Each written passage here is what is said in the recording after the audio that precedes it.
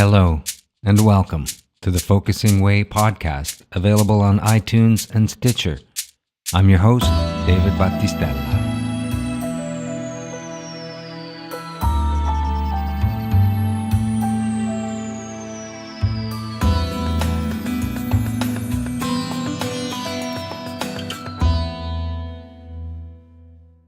Today on the Focusing Way podcast, our interview with Wholebody Focusing founder Kevin McEvenue.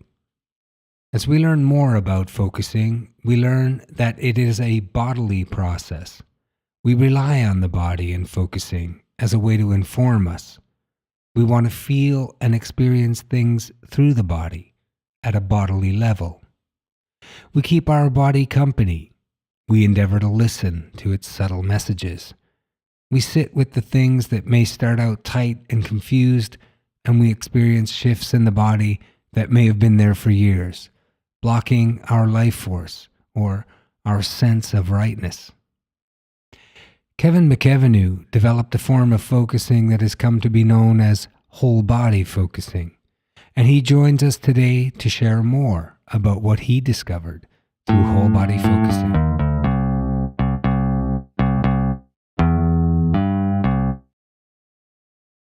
And joining me right now is Kevin McEvenue.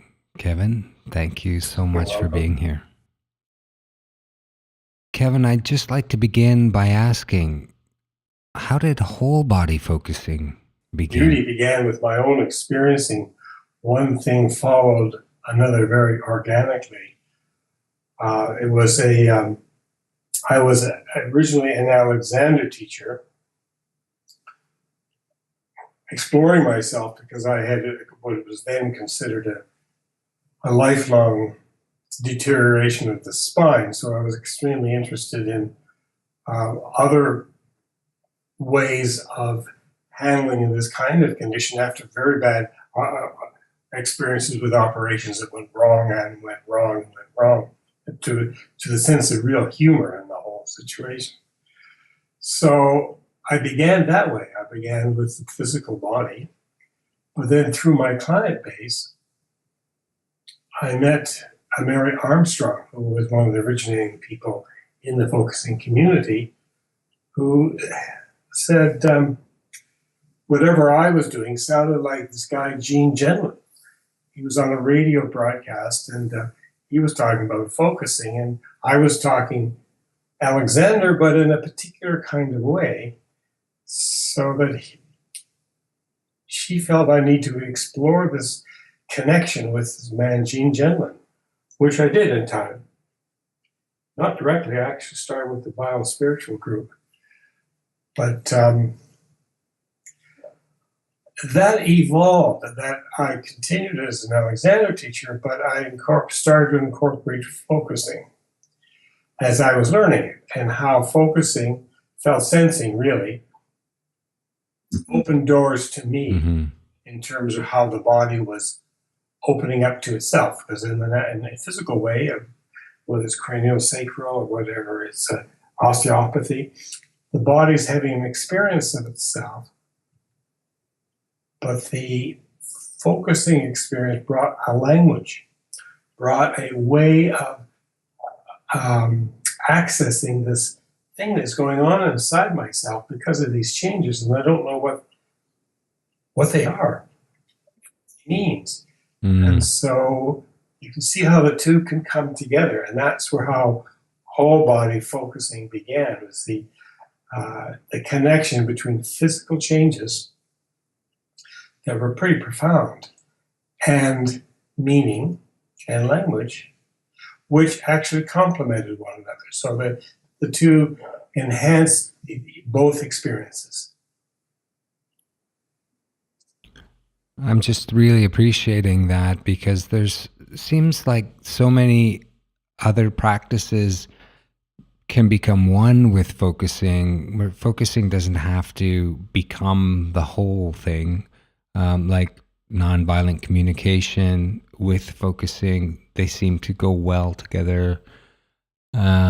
In your case, Alexander and focusing.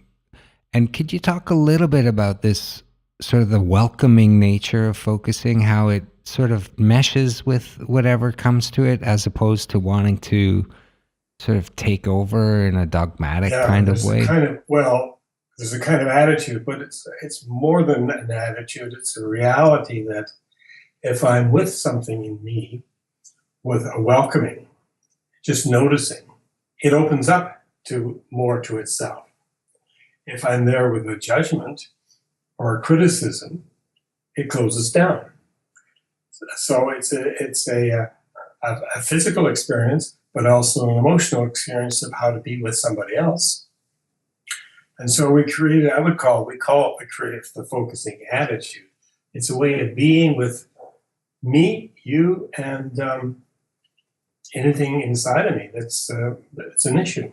I actually invite that part of me to become more aware of itself. It's not about me understanding it even, but about it having a sense of itself so that it becomes conscious of what it's doing, what's going on, because it doesn't know. But when it's invited by my consciousness to sense itself, it becomes self-aware. And in focusing, what that implies is that that part of me that's become self-aware, it now has choices it wouldn't normally have. It just automatically acts out of instinct and out of reflex, and it does to take care of itself, but it doesn't know why it's doing that, and it doesn't have the range of possibilities that focusing brings to it. Or that, I would say that attitude, which is the felt sensing of the situation. Maybe you could speak a little bit more about when those parts are heard and how they begin to communicate with us through the body in their own way. I'll give you an example because I love that. As you put that out, I think immediately of a part of myself, or I'm thinking of a situation. And I think of my kneecap. Actually, today it's a bit swollen, a little bit sore. So I invite that part of me, which is the knee, to become more aware of itself. First of all, I welcome it.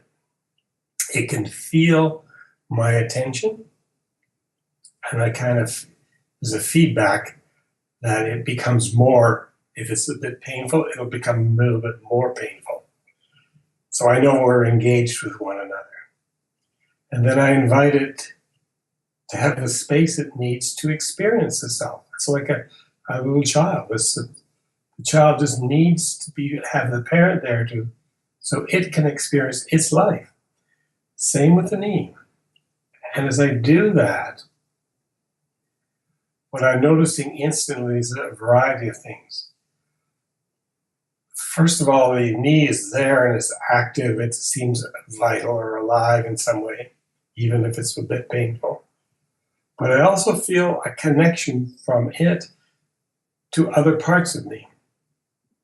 Like it knows how to connect for support from the bigger me, let's call it, the whole of me in the end, but it's the bigger me.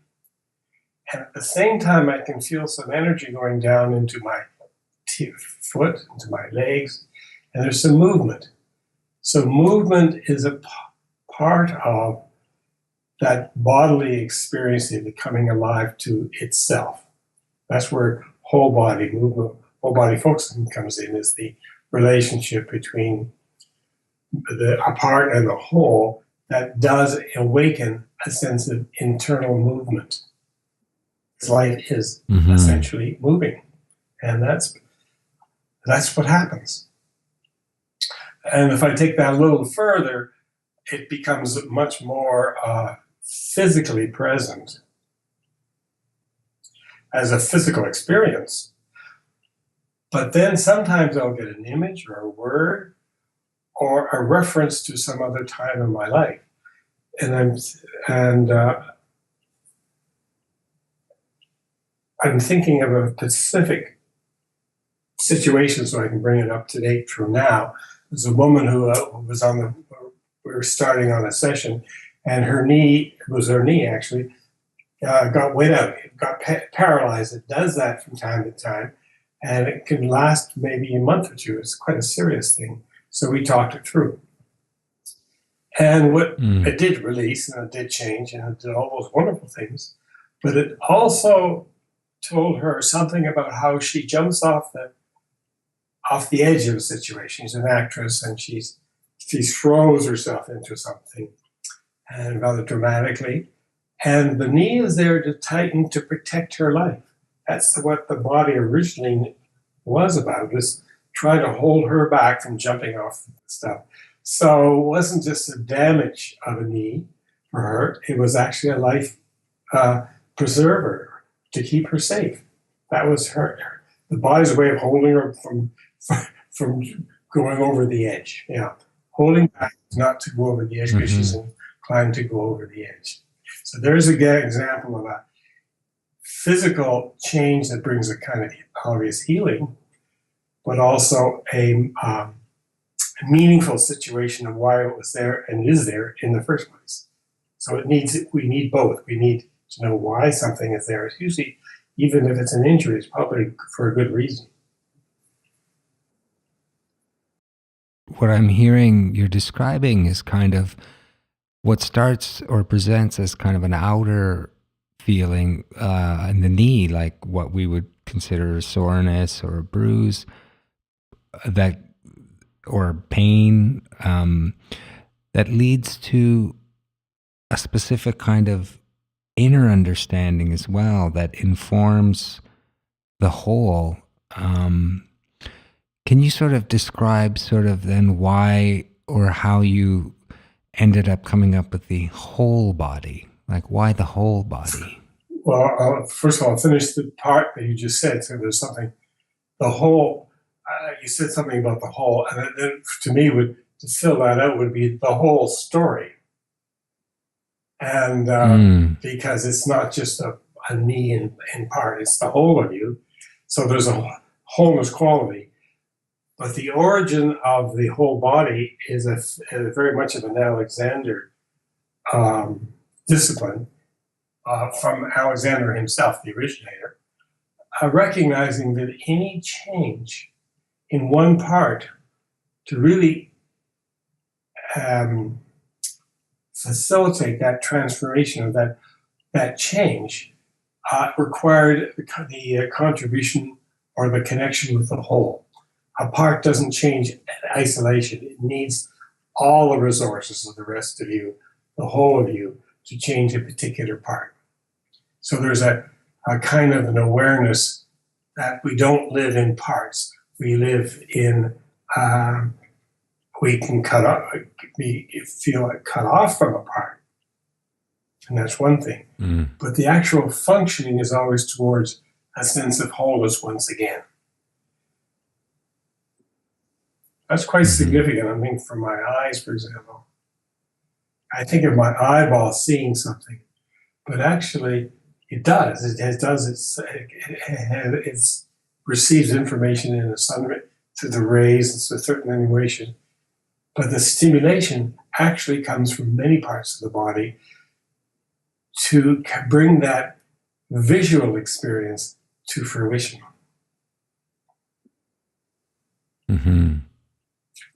I feel many things that make that a whole experience of myself, and obviously in three-dimensional form. But it does require the whole participation. I like that.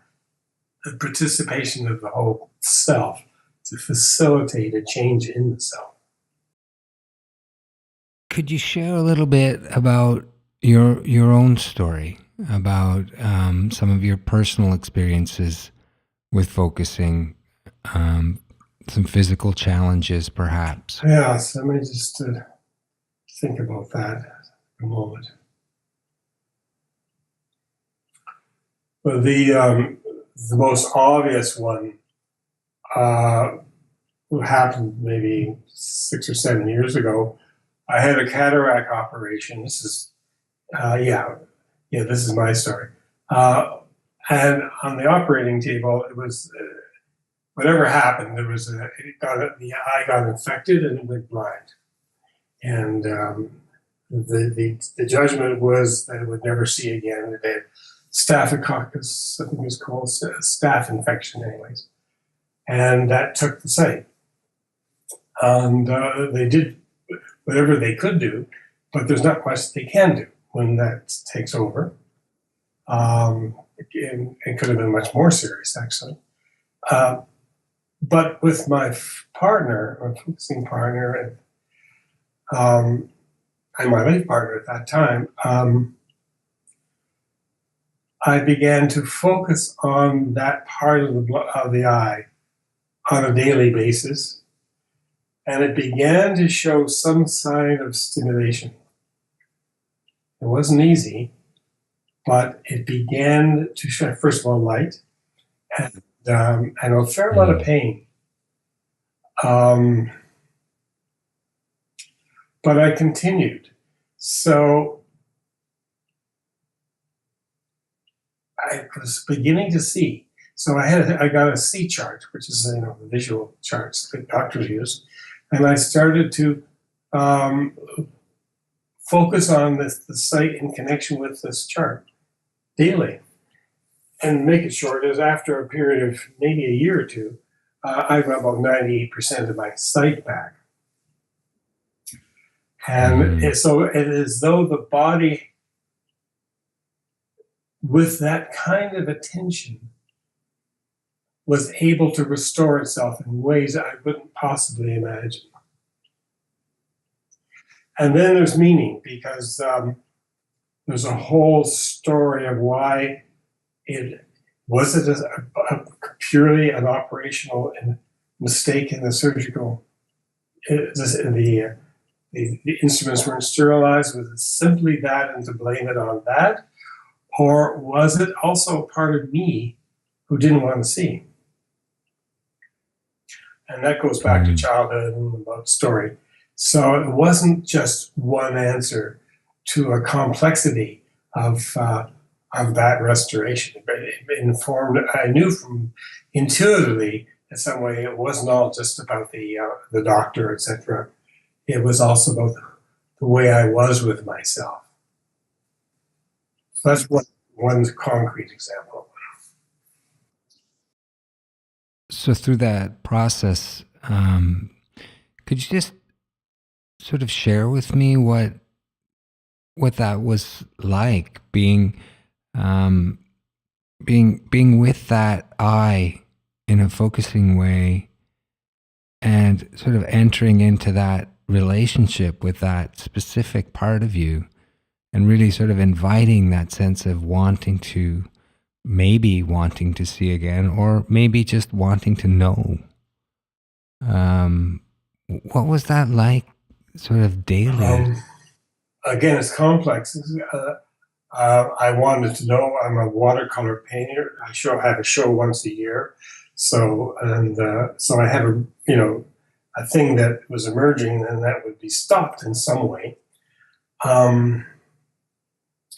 So there was an investment there, but that was only the surface of it.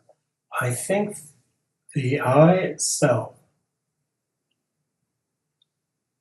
wanted me to know more about it and its story in me.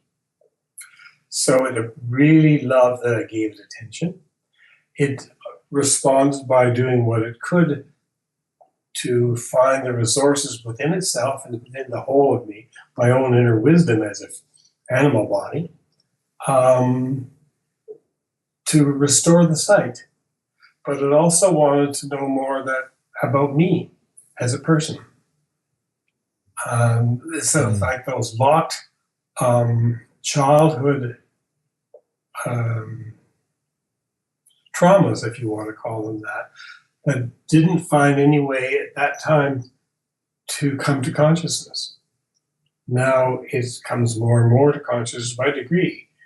Not only my own history of not seeing, but it's just generational. So it's not just my story, it's probably a much larger story in the context of who I am and in my own history, which is, larger than me in some way.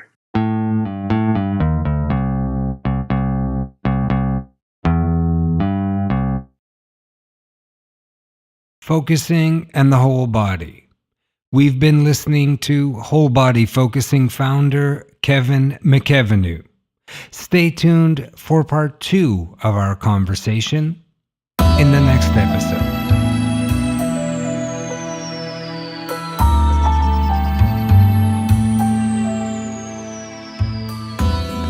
You've been listening to the Focusing Way podcast, available on iTunes and Stitcher. I'm your host, David Battistella. Please take a moment to visit our website at thefocusingway.com.